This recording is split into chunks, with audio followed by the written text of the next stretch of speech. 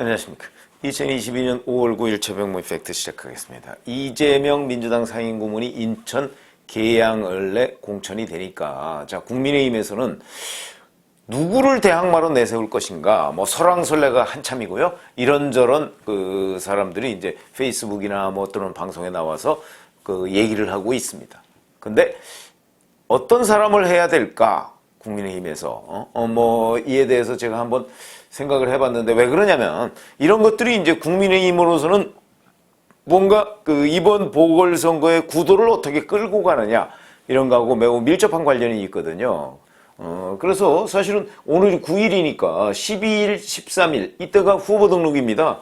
며칠 안 남았습니다. 그러니까 아마 오늘 저녁이나 내일 정도에는 결정을 해야 되는 것 아닌가 뭐 이런 생각이 드는데, 현재 거론되는 언론 같은 데에서 거론되는 사람을 보니까 뭐 세 사람 정도, 이제 흔히 언론에서 이재명 저격수 이렇게 불렸던 윤희숙 전 국회의원, 서울 서초갑 국회의원이었는데 아버지가 뭐 부동산 투기 부분에 연루됐다 뭐 이래서 그걸 이제 책임지겠다고 해서 사퇴를 한 뭐 임차인입니다 이렇게 시작하는 국회의원설로 일약 스타덤에 오른 사람이죠. 그 후에 뭐 이런저런 그 이재명 공격을 자처하고 그러면서 이제 이름을 날린 그 윤희숙 전 의원 얘기가 있고요. 근데 그 아버지 투기 혐의 뭐 이런 거는 그 후에 뭐 땅도 팔고 뭐 무슨 그 또 투기 혐의에 관해서 뭐 무혐의를 받고 뭐 이랬기 때문에 사실 뭐 처음부터 본인의 책임은 그렇게 크지 않았던 건데, 뭐 약간 헐리우드 액션 뭐 이런 걸로 이제 그 책임을 졌다 이렇게 평가를 받고 있죠.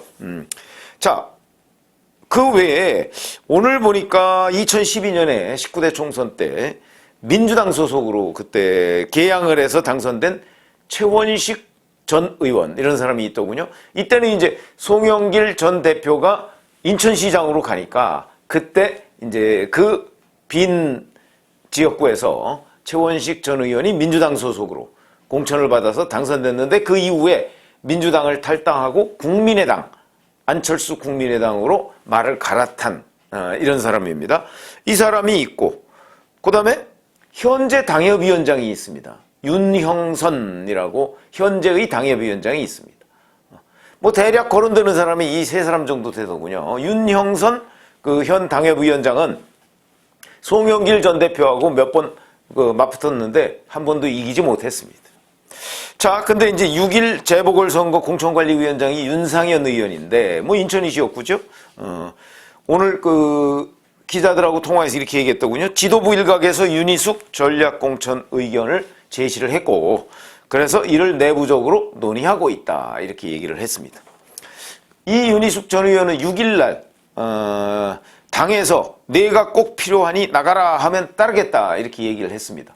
실제는 거기에는 이준석 대표나 아니면 안철수 인수위원장이 나가야 된다.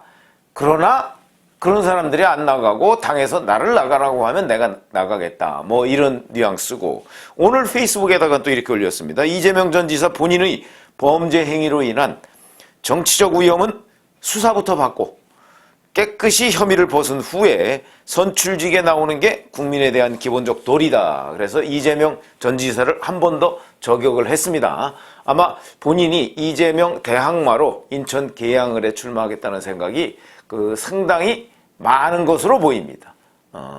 이제 이런 그 부분이 있고요. 그러니까 또 국민의힘 대구시장 후보죠. 홍준표 전 의원이 됐네요, 이제. 오늘 또 페이스북에다가 이렇게 이런 거 거들었습니다. 부동산 투기 혐의로 스스로 의원직을 사퇴하고 얼마 되지도 않았는데 이준석 당대표, 뭐 안철수 전 대표 등의 인천 불출마를 지적하면서 자신의 격을 착각하고 연고도 없는 인천에 자객 공천해주면 나간다는 공천 희화화를 보니 그건 아니다 싶다. 떠도는 헛소문이길 바라지만 취임식 참석을 내걸고 공천을 요구한다거나 있지도 않은 윤심을 내세워 또다시 공천 사기나 치려고 하는 행태가 있다면 모두 정상적이지 않다. 이렇게 얘기를 했습니다. 자, 그러면 인천 계양을 이 지역의 특성은 어떤가? 그동안 이렇게 선거 결과만 쭉 보면요, 인천의 계양구가 갑을로 나눠진 게 그렇게 오래되지 않았습니다.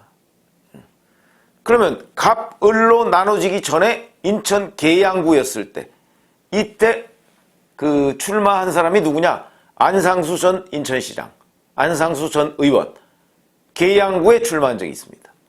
계양구에 출마해서 낙선했죠. 그런데 그 전해 1996년에 인천 계양구가 강화군하고 계양 강화 이렇게 합쳐져서 갑을로 나눠진 적이 있습니다. 이때 을에서 인천 계양 강화 을 이 지역에서 신한국당의 이경재 의원이 당선된 적이 있습니다. 갑은 물론 그 당시에도 새정치국민회의 지금 민주당의 전신 후보가 이기문 의원이라고 그 사람이 당선이 됐죠. 그러니까 인천 계양 강화 갑을 이렇게 나누어졌을 때 을에서 한번 당선된 이후에 2000년도에는 계양구였고 그 다음에 2004년에는 계양구가 갑을로 나눠졌는데 이렇게 계양구가 계속 커왔다는 걸 보면 신도시다 이렇게 얘기를 할 수가 있겠죠. 그러니까 젊은 층이 상당히 많은 것으로 보입니다. 인구 유입이 새롭게 되니까 처음에는 강화군하고 합쳐져서 갑을로 나뉘었는데 계양구 단독 선거구가 됐다가 이제 계양구가 인구가 많아지니까 갑을로 나뉘는 이렇게 되니까 그 옛날 그 원래부터 그 지역에 살던 사람 이런 사람이 많다는 것보다는 그냥 신규 인구 유입이 많다 이렇게 보시면 되겠고 그 이후로는 지금까지 단 한 번도 국민의힘 후보가 당선된 적이 없습니다. 이 지역에서. 그만큼 어렵고요. 그리고 지난 2년 전에도 송영길 전 대표가 그 지역에서 뭐 50 거의 7%가 넘는 지지율로 윤형선 후보를 이겼거든요. 자, 이런 것들이 바로 이재명 상임고문이 경기도 분당갑을 버리고 분당갑에서 도망가서 인천 계양을에 출마하게 된 직접적인 요인이다. 거기는 땅 짓고 헤엄치기다. 본인은 이렇게 생각하는 거죠. 민주당이 2000년 이후에 지금까지 한 번도 져본 적이 없는 그런 지역이라는 점이죠. 그러니까 여기서는 손쉽게 본인이 당선될 수 있을 것이고 그러다 보니까 총괄선대위원장 6.1 지방선거 총괄선대위원장을 맡아도 아유 뭐 인천 계양을에 있는 지역 주민들이 잘 알아서 이재명 후보를 모실 것이다. 이런 판단을 한 것으로 보인다. 자, 그러면 이게 이제 이재명 상임고문의 계산이고 자, 그러면 국민의힘으로서는 2000년 총선 이후에 지금까지 단 한 번도 못 이겼던 인천 계양을 이 지역에 과연 누구를 공천해야 되겠는가? 바로 2년 전에 낙선했던 윤형선 당협위원장을 또 공천해야 되겠는가? 뭐 낙선했으면 낙선의 이유가 있을 것 아니겠습니까? 또 공천해야 되는가? 아니면 이런 거죠. 그 인천 계양에서요. 지난 그 3월 9일 대선 때 윤석열 후보가 이재명 후보한테 한 8%포인트 차이 정도로 졌습니다. 득표율이 더 낮습니다. 여기서 과거의 그 지역의 그 선거나 뭐 득표 이런 걸로 보면 윤석열 당선이 선전한 겁니다. 그래도 8%포인트 정도면. 자, 그런데 만약에 지금 이재명 상임고문은 계양을에 아무런 정치적 연고가 없죠.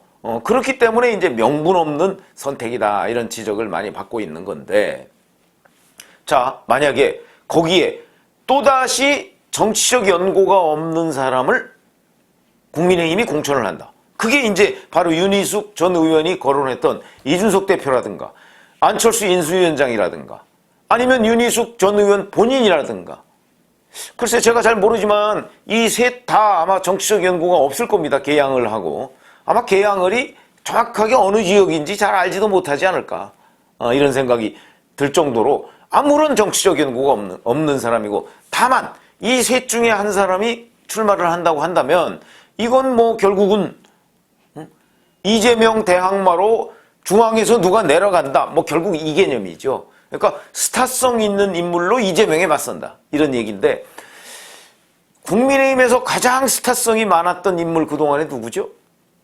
대선 과정에 윤석열 후보였는데 윤석열 후보도 거기서 8%포인트 차이 정도로 졌습니다. 가장 스타성이 높은 사람이. 그런데 이준석, 뭐 안철수, 뭐 윤희숙 비슷한 정치적 연고가 없는 그러나 스타성은 있는 이런 사람이 내려간다. 내려가서 거기서 나 표를 찍어주십시오. 내가 이재명을 이기겠습니다라고 얘기했을 경우에 어떻게 되겠는가? 그러니까 그게 국민의힘으로서 과연 최선이냐? 저는 아니라고 봅니다. 왜? 이재명 상임고문이 그쪽에 간 건 손쉽게 당선될 수 있다. 이것 때문 아니겠습니까? 그러면 그런데 이재명 고문은 거기서 앞으로 이제 한 달도 안 남았군요. 한 20일 정도 남은 이 기간 동안에 정치적 연고가 없다. 철새다. 그다음에 명분이 없다. 이런 지적을 계속 많이 받을 거거든요. 그런데 또 다른 국민의힘이 철새가 거기에 갔다. 라고 하면 이재명 상임고문을 적어도 이런 개념으로 공격할 수는 없겠죠. 자기도 철새면서, 자기도 인천 계양을이 어디 있는지 처음 아는 사람이 내려와서 표를 주십시오라고 하는 마당에 이재명 상임고문을 명분이 없다, 철새다 이렇게 공격할 수가 있겠습니까? 그러니까 제가 보건대는 국민의힘으로서는 이재명 상임고문과 적어도 어떤 구도가 확연하게 구분되는 사람이 나가는 게 유리할 것으로 본다. 그런 생각입니다. 그래서 여기 지금 인물 중에는 윤영선 당협위원장은 그 지역에서 몇 차례 계속 출마했던 사람이고, 물론 송영길 전 대표한테 큰 표 차이로 낙선을 하긴 했습니다만 출마했던 사람이니까 특별히 그 지역을 전국적 무슨 관심 지역으로 끌어올리고 이럴 이유가 없죠. 그럴 것 같으면 대안의 하나가 될 수 있겠다. 그 다음에 제가 이제 이준석, 안철수, 윤희숙을 얘기했습니다. 거기 말고 최원식 전 의원, 이 사람을 보니까 이 사람은 완전히 인천 토박이더군요. 물론 인천 계양을이 인천 토박이들이 많이 사는 곳은 아닌 것으로 보입니다. 저도 사실은 잘 모릅니다만 아닌 것으로 보입니다. 그동안에 인구가 계속 늘어났던 것으로, 급격하게 늘어났던 것으로 봐서는.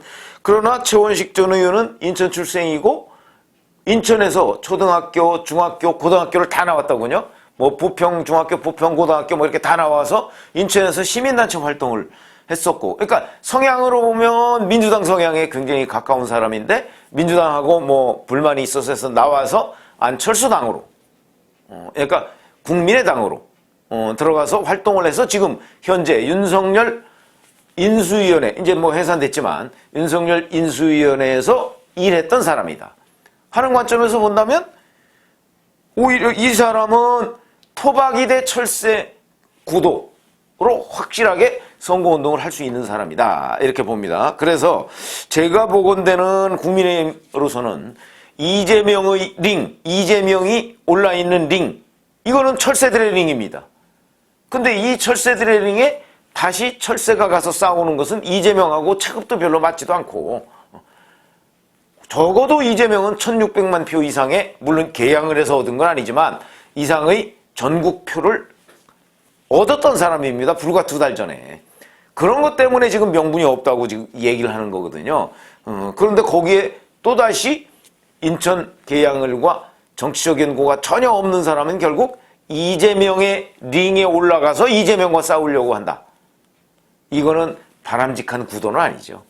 그래서 제가 보기에는 오히려 이재명이 가지고 있는 계양을에 대해서 가지고 있는 여러 가지 특징, 이거에 맞설 수 있는 후보, 그런 것이 윤영선 후보가 됐든 최원식 후보가 전 의원이 됐든 아니면 또 다른 사람이 됐든 여하튼 첫 번째 기준이 철새가 아니어야 된다.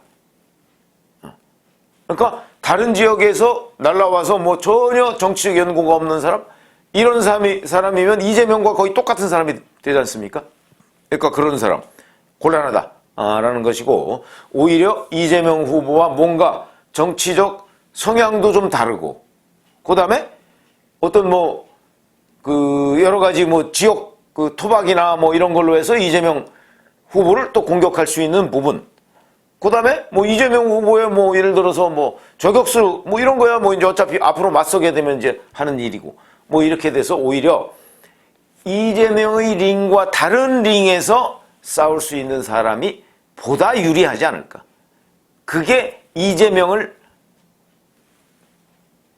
최소한도 하여튼 이기면 최선이고, 아니면 지더라도 잘 싸울 수 있는 사람, 그런 구도로 가져가는 게 훨씬 낫지 않을까. 그래서 제가 오늘 말씀드린 게 국민의힘의 계양을 후보를 누구로 세울 것인가 하는 기준, 이거에 대해서 말씀을 드렸습니다. 고맙습니다.